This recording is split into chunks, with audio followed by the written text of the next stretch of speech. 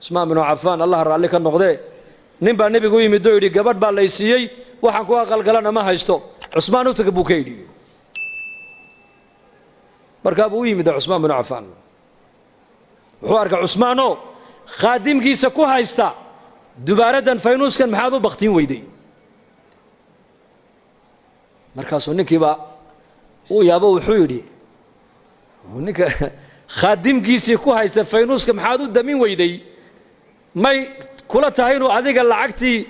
aad gogol iyo dhar iyo weelal islaanta caawa aad aroosada aad ugu iibin lahayd inaad ka heli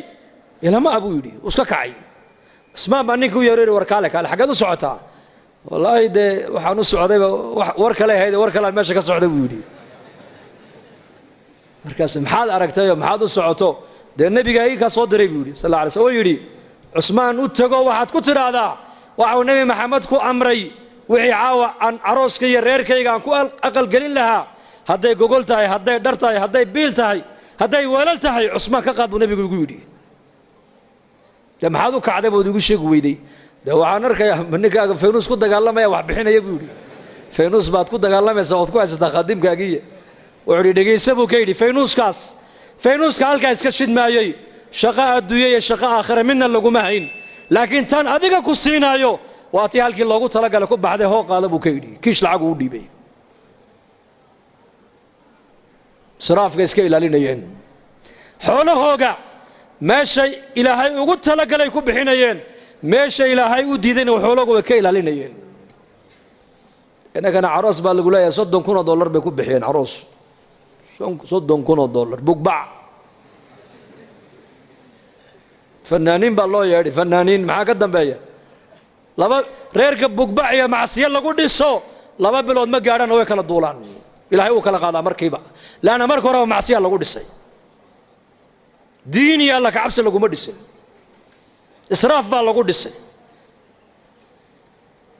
baatil baa asaas looga dhigay muslimku war muslimku dhaqaalihiisa xor uma tijaaradaada xor uma tihid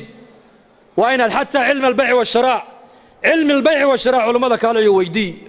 عمر بن الخطاب سوق مدينة انتو قالوا أورنجري لا يبيع في سوقنا هذا إلا من تفقه الدين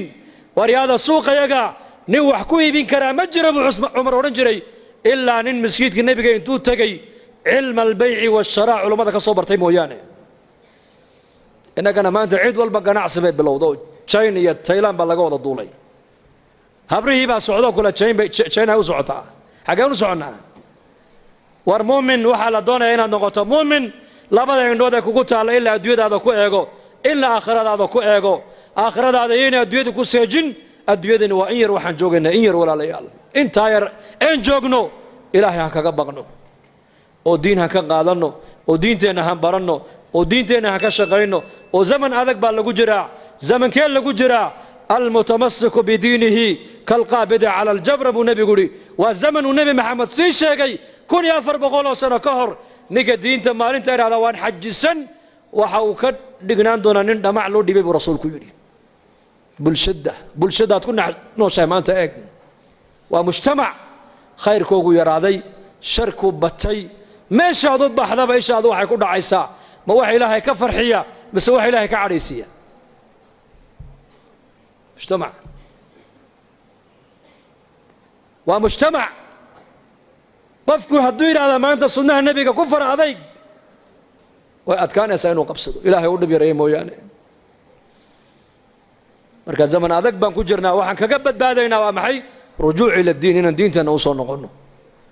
ودذلك الدين تاع علماء مر والبين وقوب باقيان مساجد اللي قلنا هذين أيو مراكز اللي قلنا هذين أيو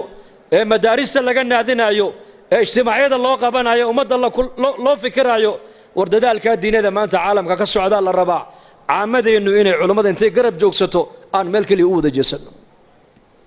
إن شاء الله هذا تام قدونا دالك الدين تا بس دقيستيال وناكسن ما نقولنا يا